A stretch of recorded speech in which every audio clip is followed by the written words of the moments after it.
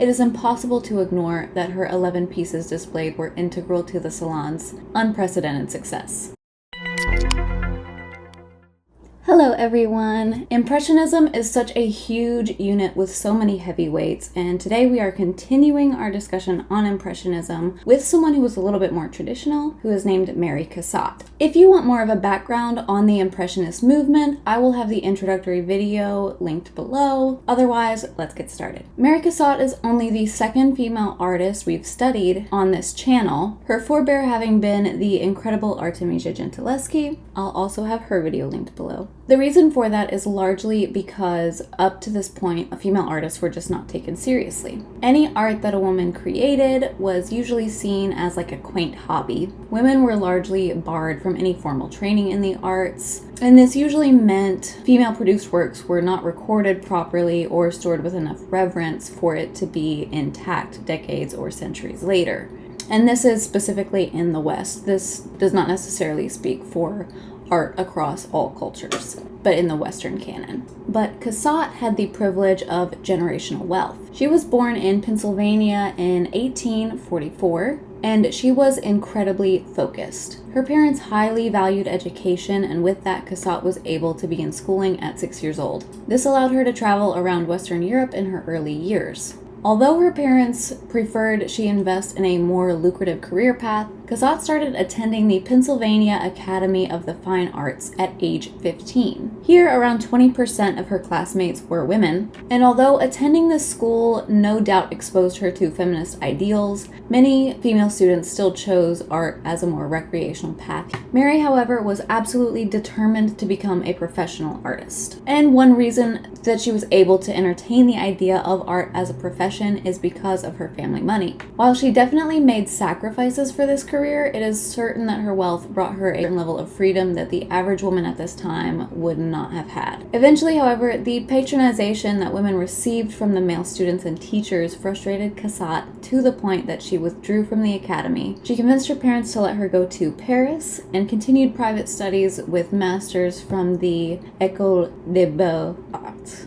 I'm so sorry. During her many years in Paris, she met professional artists who were both male and female, many of whom began painting in increasingly more avant-garde styles around her. But for a while, Cassatt remained true to a more traditional approach. She had many pieces enter the Paris Salon between 1868 and 1876, but after all of her submissions were rejected in 1877, Edgar Degas, he might sound familiar to you, encouraged her to display her work at the Impressionist Salon, better known as the Salon des Refusés.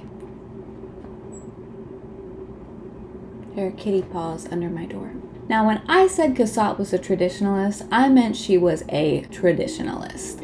In the past, she had heavily criticized art that was contemporary during her time. A friend of the Cassatts actually speculated that the Impressionists suffered from, quote, an unknown disease of the eye, in a statement of disapproval for the new wave of artistic style. But Degas had been one of her private instructors and mentors, and she admired him so much that she gladly accepted his invitation to participate. In 1879, with 11 of Mary Cassatt's paintings on view, the Impressionist Salon reached record success. This was the first year that the Salon des Refusés had enough patronage to provide payment to every artist with works exhibited. And after Cassatt's 2 years of work with the Impressionists, it is impossible to ignore that her 11 pieces displayed were integral to the Salon's unprecedented success. One of the works she displayed here was called In the Loge.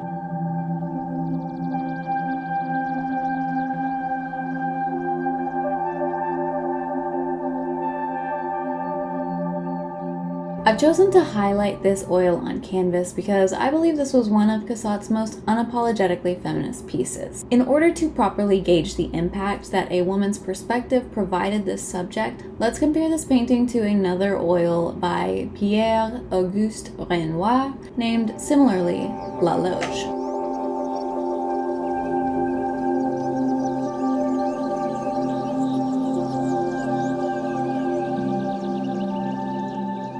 Renoir was another Impressionist artist who was active in Paris at the same time, but La Loge came out 5 years prior to the 1879 Impressionist Salon. If you can't be bothered to do the math, that's in 1874. In Renoir's edition, we see several nods to this woman's femininity. She has many pearls around her neck and on her ears. We see flowers in her hair and around her bust. Her gloved hand holds these opera glasses daintily. The flower placement and ruffles on her dress draw attention to her bust. The stripes on her dress draw attention to her waistline. This woman doesn't seem to be looking at anything in particular. The opera glasses would not dare block her pleasant expression, and she doesn't intimidate us by looking directly at us. But she's looking at something close enough that we can still see all of her face. It's almost like we, as the viewer, are an attendee, and we've gotten distracted from the show looking at this unsuspecting woman. And this woman, it seems like, was created for the sole purpose of being observed. Now in Cassatt's version, yes, this woman is certainly being looked at, as we can see not only from ourselves as the viewers, but also from this man in the background falling off the balcony just to get a better look. This is probably the first depiction of catcalling. This woman is also doing the looking.